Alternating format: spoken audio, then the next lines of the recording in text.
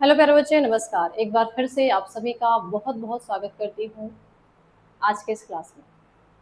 जैसा कि आप सभी को पता है कि हम लोग चैप्टर स्टार्ट किए हैं जय प्रक्रम, यानी पहला चैप्टर आपके बायोलॉजी का स्टार्ट हो चुका है, जिसमें हम लोग कई सारे टॉपिक को डिस्कस कर चुके हैं।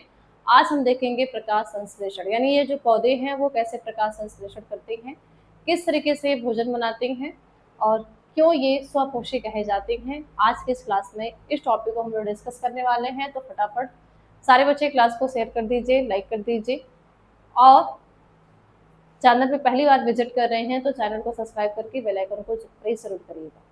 ठीक है, तो स्टार्ट करते हैं आज के इस टॉपिक को। प्रकाश संश्लेषण यानी कि पौधों में प्रकाश संश्लेषण कैसे होता है, किस तरीके के वैसे जो पौधे हैं वो भोजन बनाते हैं। क्योंकि जो पादप कैटेगरी है, इसके पीछे जो हमने पोषण वाली टॉपिक पढ़ी थी, जिसमें हमने ये देखा था कि पोषण दो प्रकार का होता है। एक होता है स्वपोषी पोषण और एक होता है परपोषी पोषण। मतलब स्वपोषी पोषण ऐसा पोषण होता है जिसमें जो जीव है वो अपना भोजन खुद बनाते हैं, और परपोषी पोषण ऐसा पोषण होता है जिसमें जीव अपना भोजन खुद नहीं बनाते हैं। ठीक है, तो आज हम ये देखेंगे स्वपोषण पोषण वाला नेचर, जो कि पेड़ पौधों में ये लक्षण है या ये जो विशेषताएं हैं देखने के लिए मिलती है। ठीक है, तो स्टार्ट करते हैं प्रकाश संश्लेषण, जिसको कहा जाता है फोटोसिंथेसिस। क्या कहते हैं? प्रकाश संश्लेषण। और इस प्रकाश संश्लेषण को बोला जाता है फोटोसिंथेसिस। अब प्रकाश संश्लेषण क्या है, फोटोसिंथेसिस क्या है, आइए देखते हैं। डेफिनेशन क्या है कि प्रकाश संश्लेषण वह प्रक्रिया है जिसमें हरे पौधे सूर्य के प्रकाश की उपस्थिति में कार्बन डाइऑक्साइड और जल से अपना क्या करते हैं, भोजन बनाते हैं। भोजन ग्लूकोज के फॉर्म में बनाते हैं और ऑक्सीजन को क्या करते हैं, छोड़ते हैं। सोचो, पौधे ने क्या किया, प्लांट्स ने क्या किया भाई, जो पेड़ पौधे हैं, इन पेड़ पौधों ने क्या किया, पेड़ पौधों ने क्या किया कि इन्होंने क्या ले लिया, वायुमंडल से कार्बन डाइऑक्साइड कौन देता है, क्योंकि हम ऑक्सीजन ग्रहण करते हैं। हमारे अंदर सांस लेने की प्रक्रिया होती है, जो आगे के टॉपिक में हम लोग श्वसन को पढ़ेंगे। तो हम क्या करते हैं, सांस लेते हैं, यानी ऑक्सीजन को अपने शरीर के अंदर ग्रहण करते हैं, कार्बन डाइऑक्साइड को छोड़ते हैं।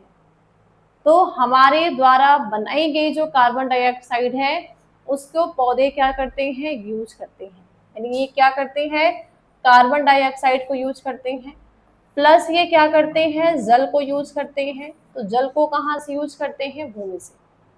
कहाँ से, भूमि से। और इसके साथ साथ ये सनलाइट में, यानी सूर्य का प्रकाश, क्योंकि धरती पे सूर्य का प्रकाश आता है, तो सूर्य के प्रकाश की उपस्थिति में और क्लोरोफिल के प्रेजेंस में, क्लोरोफिल के उपस्थिति में ये क्या करते हैं, ग्लूकोज के फॉर्म में, यानी C6H12O6 प्लस क्या करते हैं, 6O2 के रूप में ये क्या करते हैं, ऑक्सीजन को रिलीज करते हैं। यानी ये क्या करते हैं भाई, ग्लूकोज के फॉर्म में भोजन बनाते हैं। ये क्या है हमारा, है ये ग्लूकोज है। ठीक है, ये क्या है, ग्लूकोज है। तो पेड़ पौधों ने क्या किया, वायुमंडल से ऑक्सीजन लिया और ग्लूकोज को ही क्या कहते हैं, कार्बोहाइड्रेट्स। तो ये भी कहते हैं कि भाई पेड़ पौधे जो होते हैं कार्बोहाइड्रेट्स के फॉर्म में भोजन निर्माण करते हैं।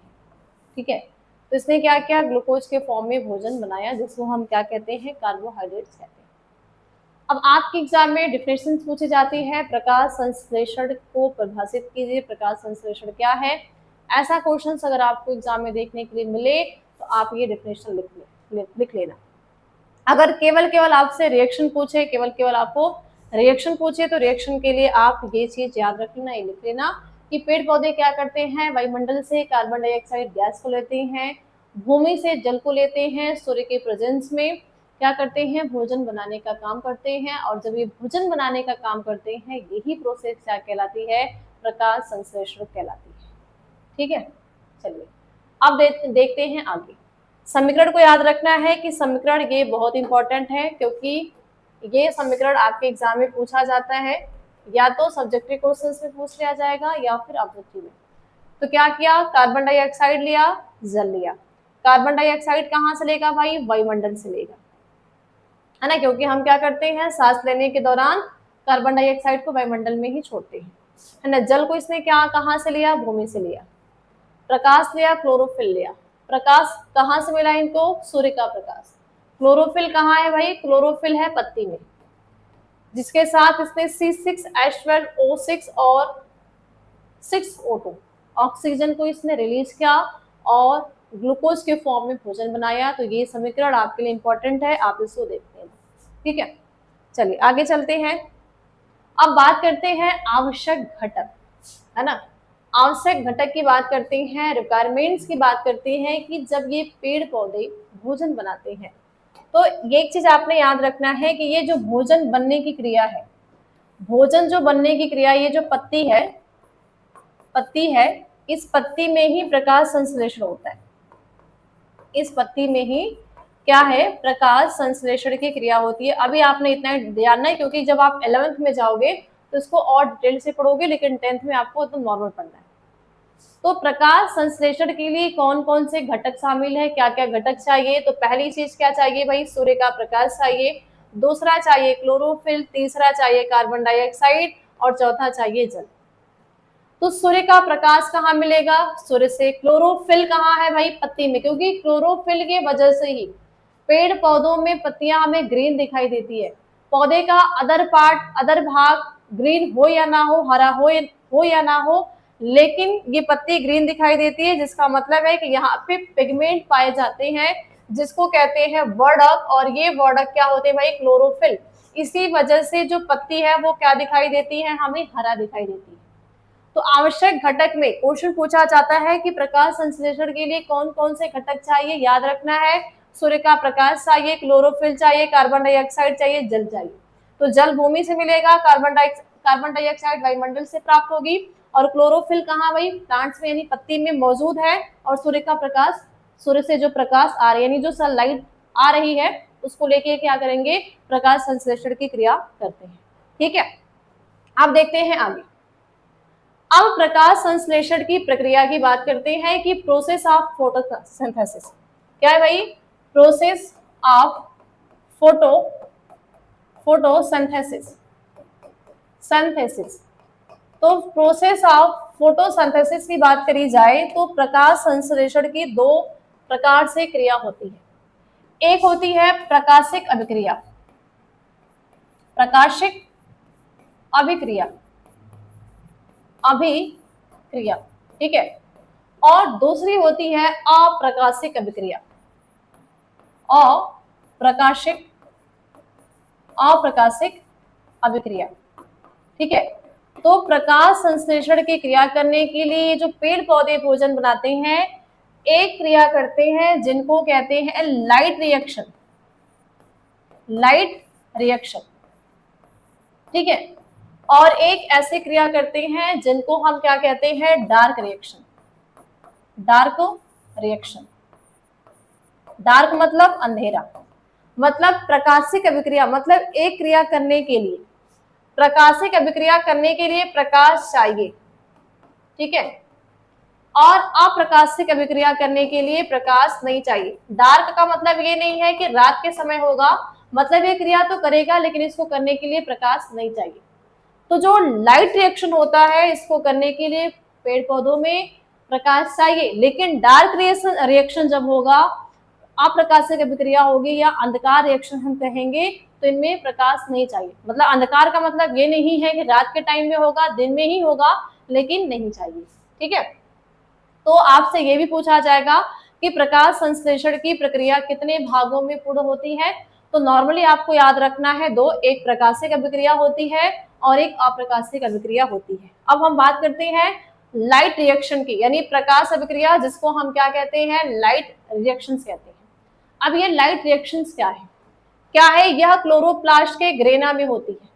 मतलब क्लोरोप्लास्ट, अब बोलोगे क्लोरोप्लास्ट है क्या, ठीक है, क्लोरोप्लास्ट है क्या।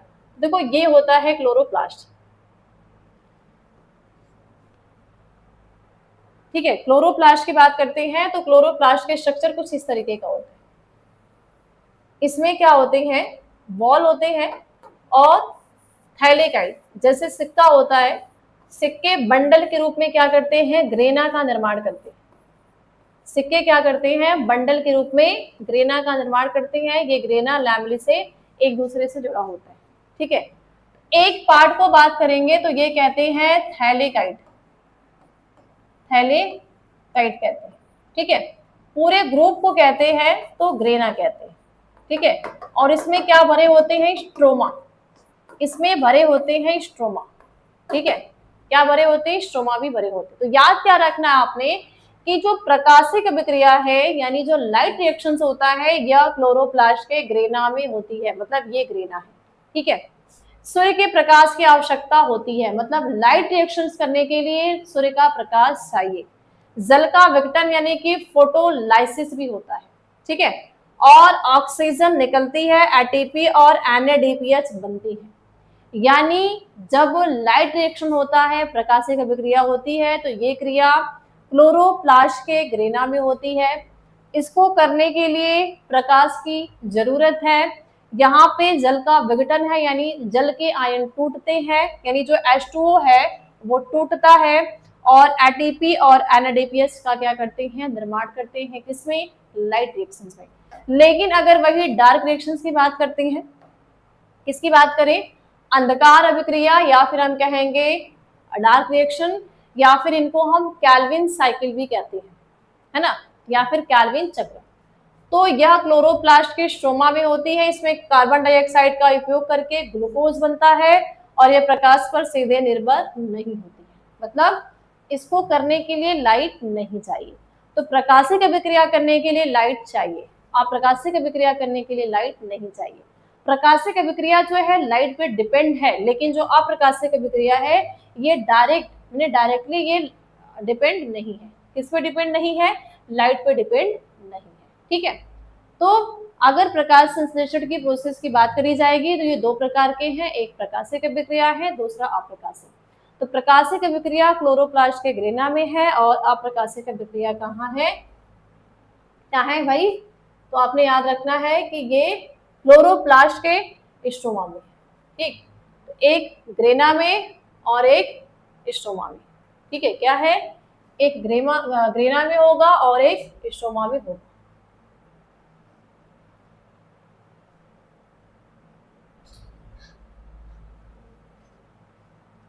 ठीक है, अब बात करते हैं क्लोरोप्लास्ट के संरचना। अभी हमने बात करी है कि भाई जो प्रकाश संश्लेषण की क्रिया हो रही है वो कहाँ पे, क्लोरोप्लास्ट के अंदर। तो प्रकाश संश्लेषण की क्या कई स्ट्रक्चर है, बाहरी झिल्ली जिसको कहते हैं आउटर मेम्ब्रेन, आंतरिक झिल्ली जिसको कहते हैं इनर मेम्ब्रेन, पाया जाता है ग्रेना और पाया जाता है स्ट्रोमा। बना दें स्ट्रक्चर, बना दें, ठीक है, बना दें या फिर देख लें है कि नहीं, है आगे। ठीक है, ये स्ट्रक्चर देख लेते, ध्यान से देखना। ये है क्लोरोप्लास्ट, क्लोरोप्लास्ट कैसा है, ग्रीन है ना। आउटर मेम्ब्रेन मतलब ये जो झिल्ली है, ये पूरी जो झिल्ली है, इस पूरे झिल्ली को क्या कहते हैं, आउटर। आउटर मेम्ब्रेन मतलब बाहरी झिल्ली, बाहर की झिल्ली। ठीक है, आंतरिक झिल्ली जिसको कहते हैं इनर मेम्ब्रेन, ये वाली जो लेयर है, ये जो लेयर है इसको कहेंगे इनर मेम्ब्रेन। ठीक है, ग्रेना। ठीक है, तो ये जो सिक्के के आकार का, ठीक है, ये जो थैलेकाइट जैसे सिक्का होता है, सिक्के के आकार की संरचना है, इसको ग्रेना कहते हैं। और यहाँ पे स्ट्रोमा है, मतलब लिक्विड जैसा, लिक्विड जैसी जो संरचना पाई जाएगी वो स्ट्रोमा होगी। ठीक है, तो ग्रेना में क्या होती है, ग्रेना में प्रकाशिक अभिक्रिया है। ऑब्जेक्टिव क्वेश्चन पूछा जाएगा कि प्रकाशिक अभिक्रिया क्लोरोप्लास्ट के अंदर कहाँ पे होती है, तो बोलोगे कि प्रकाशिक अभिक्रिया क्लोरोप्लास्ट के ग्रेना में होती है। ठीक है, स्ट्रोमा में क्या होता है, तो यहाँ पे डार्क रिएक्शन होता है। क्या होता है, डार्क रिएक्शन होता है, यानी जो डार्क रिएक्शन होता है वो क्या है, क्लोरोप्लास्ट के स्ट्रोमा। स्ट्रोमा मतलब एक लिक्विड, एक द्रव्य जैसा पदार्थ है। ठीक है, एक लिक्विड और एक लिक्विड जैसा क्या है, पदार्थ होता है। अब बात करते हैं पत्तियों की भूमिका। ठीक है, इन रोल ऑफ लीव्स, क्योंकि प्रकाश संश्लेषण या जो क्लोरोप्लास्ट है वो लीफ के अंदर है, यानी ये लीफ है। ठीक है, ये जो लीफ है तो इस लीफ के अंदर ही है क्लोरोप्लास्ट और इस क्लोरोप्लास्ट में ही है प्रकाश संश्लेषण। ठीक है, तो पत्तियां प्रकाश संश्लेषण का मुख्य स्थान है। क्यों है? क्योंकि यहाँ पे क्लोरोप्लास्ट है। स्टोमेटा गैसों का आदान प्रदान करता है। स्टोमेटा कहाँ है? क्लोरोप्लास्ट के अंदर। पत्तियां सूर्य की रोशनी को अधिक ग्रहण करती हैं, यानी पेड़ पौधे में तना है, जड़ है, पत्ती है, फ्लावर्स है। तो इन सभी के अकॉर्डिंग सबसे ज्यादा अगर पौधे का कोई भाग प्रकाश को एब्जॉर्ब करता है, प्रकाश को अवशोषित करने का काम करता है, तो वो कौन करता है भाई? पत्ती करती है। ठीक है, तो पत्ती क्या है? सूर्य के प्रकाश को ज्यादा ग्रहण करती है, नहीं सबसे ज्यादा वो ग्रहण करती है। क्यों? क्योंकि उसको करना है प्रकाश संश्लेषण, उसको बनाना है भोजन, और भोजन बनाने के लिए प्रकाश चाहिए। इसके लिए वो क्या करते हैं? ज्यादा से ज्यादा प्रकाश को क्या करती हैं? ग्रहण करने का काम करती है। ठीक है, तो ये तो हो गया पत्ती का रोल। ठीक, अब आगे बात करते हैं, आगे देख लेते हैं कि और क्या रोल है। तो प्रकाश संश्लेषण को प्रभावित करने वाले कारक इंपॉर्टेंट है। यहां से ऑब्जेक्टिव क्वेश्चन प्लस आपके सब्जेक्टिव क्वेश्चन बनते हैं। तो प्रकाश संश्लेषण को प्रभावित करने वाले कारक यानी फैक्टर अफेक्टिंग फोटोसिंथेसिस। ठीक है, तो इनमें दो कारक होते हैं। इनमें इस कारक में दो फैक्टर होते हैं।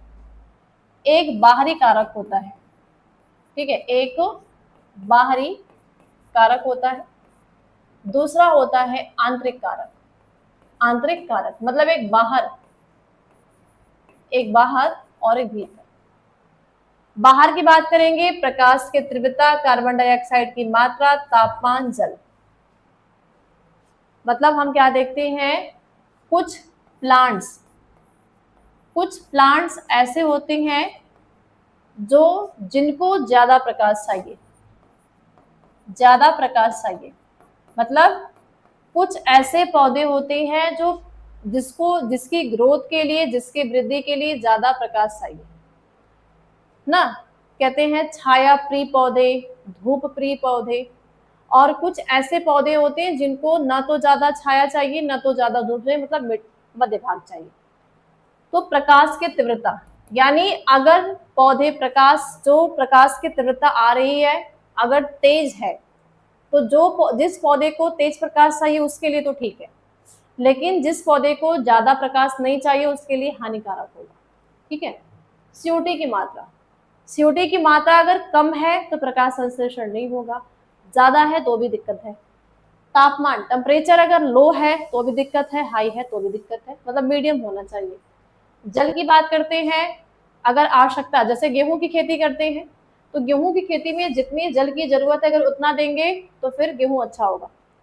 आवश्यकता से, जरूरत से ज्यादा अगर हम पानी दे देंगे तो वो फसल क्या हो जाएगी? खत्म हो जाएगी। तो मतलब अगर आवश्यकता से ज्यादा जल भी देंगे तो वो नुकसानदेह है।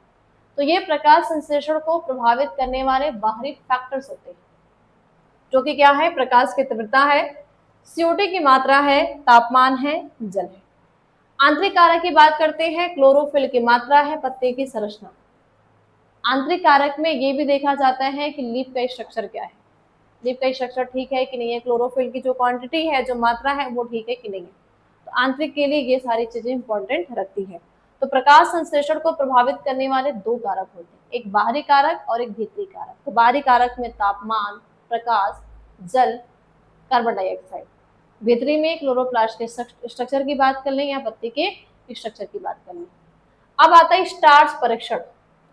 प्रैक्टिकल के लिए आपके है स्टार्च परीक्षण कैसे किया जाता है, यानी स्टार्च का हम टेस्ट कैसे करते हैं। स्टार्च कहाँ बनता है? पौधे क्या करते हैं? भोजन को स्टार्च के रूप में बनाते हैं, है ना। तो आयोडीन से परीक्षण किया जाता है, यानी स्टार्च का अगर हमें टेस्ट करना है तो आयोडीन को लेके पत्ती नीले काले रंग की हो जाती है, स्टार्च मौजूद है। मतलब अगर हम क्या करेंगे, अगर हम एक लीफ लेंगे, है ना, उस लीफ पे आयोडीन की बूंद डालेंगे, आयोडीन की क्या करेंगे? बूंद जब डालेंगे तो पत्ती क्या हो जाएंगी? नीले काले, मतलब ये ब्लू रंग की और प्लस ब्लैक रंग की, तो जब ये ब्लू और ब्लैक आएंगी तो इसका मतलब है कि उस पत्ती में स्टार्च मौजूद है। अगर आयोडीन डालने पर पत्ती में ब्लू ब्लैक नहीं आया, इसका मतलब स्टार्च मौजूद नहीं है। तो ऑब्जेक्टिव क्वेश्चन पूछा जाएगा कि स्टार परीक्षण के लिए हम किसका यूज करते हैं, तो आयोडीन का यूज करते हैं। क्या सिम्टम होगा, तो ये ब्लू ब्लैक हो जाएगा। ओके, चलिए आगे चलते हैं। महत्व यानी प्रकाश संश्लेषण के क्या महत्व है, तो क्या है, पृथ्वी पर जीवन का आधार है, मतलब ये हमारी पृथ्वी पे जीवन का आधार होती है, ऑक्सीजन प्रदान करती हैं, भोजन का स्रोत है और खाद्य श्रृंखला की शुरुआत है। यानी अगर प्रकाश संश्लेषण के इंपॉर्टेंस की बात करते हैं तो पृथ्वी पर जीवन का आधार है ना। अगर हमारे भोजन पृथ्वी पे न मिले तो हमारा अस्तित्व संभव नहीं है। ठीक है, ऑक्सीजन प्रदान करती है। हमें जीवित रहने के लिए पेड़ पौधे प्रकाश संश्लेषण करते हैं, ऑक्सीजन बनाते हैं, उसी ऑक्सीजन को हम ग्रहण करते हैं, हम खुद ग्रहण करते हैं, प्लांट्स भी ग्रहण करते हैं। भोजन का स्रोत है और खाद्य श्रृंखला की शुरुआत भी क्या है, यही से होती है। ठीक, तो ये है इसके महत्व। अब आपके महत्वपूर्ण क्वेश्चंस की बात करते हैं। ऑब्जेक्टिव क्वेश्चन की क्लास मैं अलग लूंगी, ऑब्जेक्टिव क्वेश्चंस की जो क्लास आएगी वो मैं अलग से लूंगी। मतलब अब इसके बाद आपका ऑब्जेक्टिव क्वेश्चंस होगा, उसके बाद आपका सेशन वाले टॉपिक स्टार्ट होगी। ठीक है, महत्व की क्वेश्चंस की बात करते हैं। क्वेश्चंस आता है आपका, प्रकाश संश्लेषण क्या है, बता दोगे। पीछे हमने देखा, लिख लिया कि पेड़ पौधे जो फोटोसिंथेसिस करते हैं क्या क्या लेते हैं। प्रकाश एवं अंधकार अभिक्रिया में अंतर, मतलब प्रकाशिक अभिक्रिया अप्रकाशिक अभिक्रिया में अंतर मैं अभी करा चुकी हूँ। इसके लिए आवश्यक तत्व कौन कौन से, मतलब प्रकाश संश्लेषण करने के लिए कौन कौन से तत्व चाहिए, तो क्या क्या तत्व है, पीछे हो गया। क्लोरोफिल का क्या कार्य है, तो क्लोरोफिल का काम है प्रकाश संश्लेषण करना, सिंपल सा आंसर दे सकते हो। स्टोमेटा का कार्य क्या है, तो स्टोमेटा का काम क्या है भाई, वाष्पोत्सर्जन करना, आसानी से आंसर दे सकते हो। तो ये सारे बेटा आपके एग्जाम के इंपॉर्टेंट क्वेश्चन हैं, ये सब्जेक्टिव के तौर पे क्वेश्चन है। ठीक है, लेकिन ऑब्जेक्टिव क्वेश्चन से अलग से मैं क्लास लूंगी। यानी अब ये आपकी पोषण की जो टॉपिक है, पोषण की जो आपकी बेटा टॉपिक है, ये पोषण की टॉपिक आपकी समाप्त हो चुकी है। अब हम लोग इस क्लास के बाद देखेंगे पौधों में पोषण के जितने भी मोस्ट इंपॉर्टेंट ऑब्जेक्टिव क्वेश्चंस हैं उसको एक क्लास में डिस्कस करेंगे, उसके बाद हम चलेंगे सेशन पे। ठीक है, तो इस क्लास में आपके यार दोस्त जो भी हो ज़्यादा से ज़्यादा शेयर करिए, और कोई दिक्कत परेशानी है और भी अगर किसी 10th के अलावा भी अगर आपको किसी भी क्लास की क्लास चाहिए, जैसे 11th की चाहिए, 9th की चाहिए, ठीक है, या फिर बायोलॉजी के अलावा केमिस्ट्री चाहिए, फिजिक्स चाहिए, तो भी आप मुझे बता सकते हो कि मैम चाहिए, तो फिर मैं उसको भी स्टार्ट करने के लिए रेडी हूँ। लेकिन आपका विचार, आपका मत चाहिए, क्योंकि जब तक आप साथ नहीं हो तब तक कुछ भी पॉसिबल नहीं है। कुछ करने के लिए, कुछ बेहतर बनने के लिए आपका साथ चाहिए, आपका सपोर्ट चाहिए। ठीक है, तो फिर जैसा भी होगा कमेंट सेक्शन में कमेंट जरूर करना। ओके, तो चलिए बस आज के लिए इतना ही, मिलते हैं अगले टॉपिक, इस पोषण वाले टॉपिक के ऑब्जेक्टिव क्वेश्चंस के साथ।